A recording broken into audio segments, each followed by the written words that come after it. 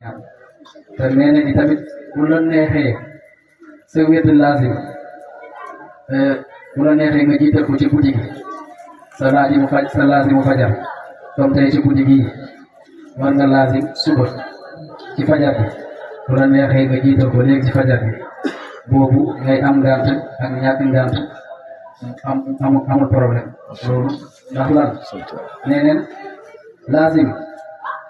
bi nga xam ne yaa ngi koy def ci guddi gi moo gën a barke bi nga xam ne moom ngay def ci bëccëg bi ndax rek benn peru salaatul fatiha bi nga wax wala benn peru laa ilaha illallah bi nga tudd yàlla dina la ko fulalee lu mat juróomi téeméer ay yiw yoo xam ne boo ko def ci bëccëg bi la bu dee fajar gi la may neen la ko nga def ko ci guddi gi waaye soo wéet takkusaan moom may na nga def ko ci guddi gi lu dul ne da ngaa am ngànt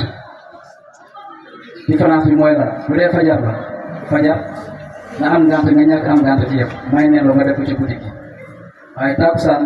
bu dee da nga koy def wala da nga koy jiital ci guddi gi day fekk nga am ngànt ëllëg ci takkusaan boobaa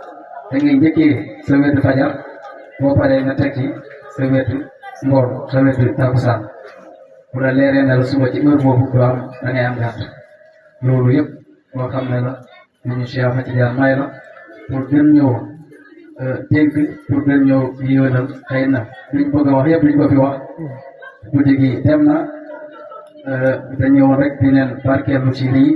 saayante biir si ñoo xam ne tey jii am na si ñoo xam ne xamoon nañ ko ñu fàttali leen ko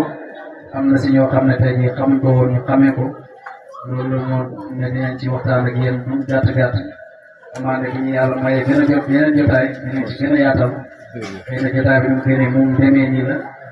waaye gën a bëggoon nañ see gën a xuus gën see waxtu yu bëri boo gisee li may waxee nii di gaawantu rek muy wane ne maa ngi bañ a jël temps bi maa ngi bañ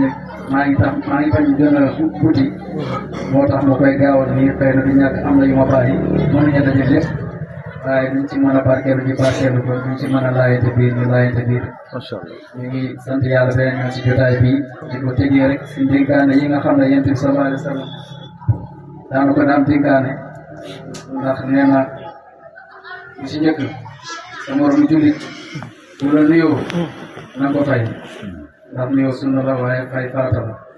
tey kenn ku duggoon fii ne salaamaaleykum kenn suñu fay ko ñun ñëpp baakaar leen waaye bu kenn woon bu kenn fayoon rek na ko maaleykum salaam ñun ñëpp yóbbaale nañu waaye beneen bi mooy ne sa mbokku jullit bu feebaree na nga ko dem seeti ji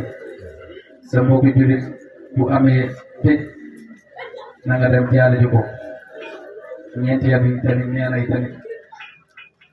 sa mbokku jullit bu tisoolee na alhamdulilah nga ne ko yarhamkallah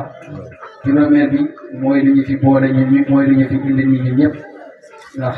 nee na sa mbokku jullit bu la woy ci lu neex yàlla na nga ko wuy yàlla wax ko ci alquran yaa ayyuhal lazina amanu